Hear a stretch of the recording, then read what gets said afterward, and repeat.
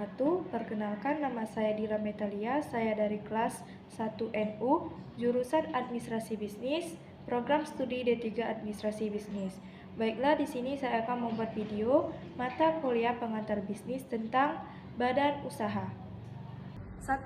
Jelaskan langkah-langkah yang harus dilakukan untuk mendirikan sebuah badan usaha, yaitu dengan cara 1. Menentukan ide bisnis. Pastikan ide bisnis yang dipilih unik, layak, dan sesuai dengan pasar yang akan dibuat.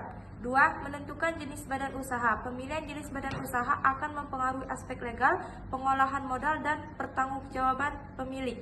3. Menyusun rencana bisnis yang mencakup tujuan, visi dan misi, target pasar, strategi pemasaran, struktur organisasi, proyeksi keuangan, dan analisis risiko. 4. Menentukan nama usaha. Pilih nama yang sesuai dengan identitas usaha Anda. 5. Mengurus perizinan dan legalitas. Akte pendirian dibuat melalui notaris yang berwenang. Pengesahan dari Kemenkumham, nomor induk berusaha atau NIB. 6. Mendaftarkan NPWP perusahaan. 7. Membuka rekening bank atas nama perusahaan. 8. Menyiapkan struktur dan operasional usaha. 9.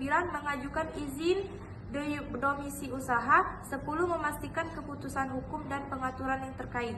Untuk memudahkan usaha Anda, apa yang harus Anda lakukan? Yaitu 1. Menyiapkan modal dan rencana keuangan yang realistis. 2. Melakukan riset pasar untuk memahami kebutuhan, preferensi, dan perilaku target konsumen. Kenali pasar pesaing di pasar, pelajari strategi mereka sehingga Anda bisa menonjolkan keunikan usaha Anda. 3. Mengurus legalitas dengan efisien. 4. Memanfaatkan teknologi digital, memanfaatkan media sosial untuk media pemasaran. 5. Mengembangkan jaringan atau toleransi bisnis. 6.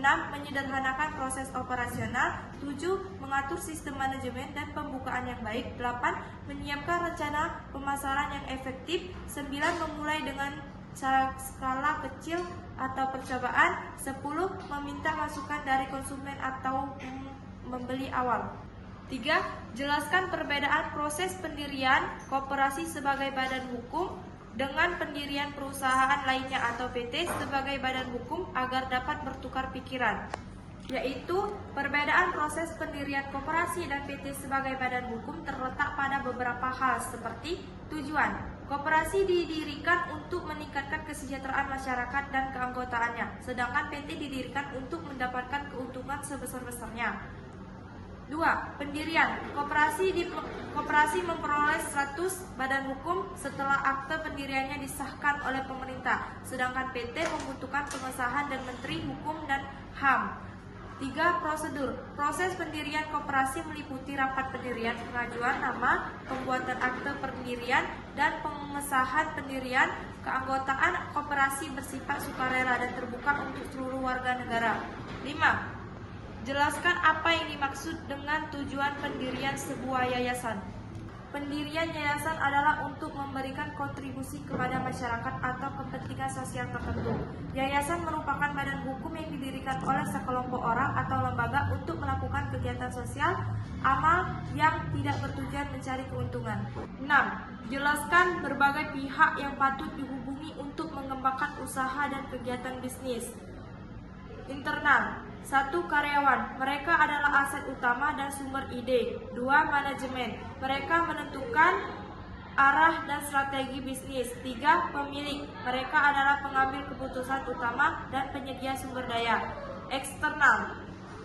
1. Pelanggan. Kepuasan mereka adalah kunci keberhasilan usaha. 2. Pemasok. Mereka yang menyediakan bahan baku dan yang akan dibutuhkan. 3. Investor. Mereka yang menyediakan dana untuk pertumbuhan bisnis. 4. Asosiasi industri. Mereka menyediakan jaringan dan informasi. 5. Media. Mereka membantu mempromosikan bisnis. Baiklah, itulah pemaparan materi dari saya.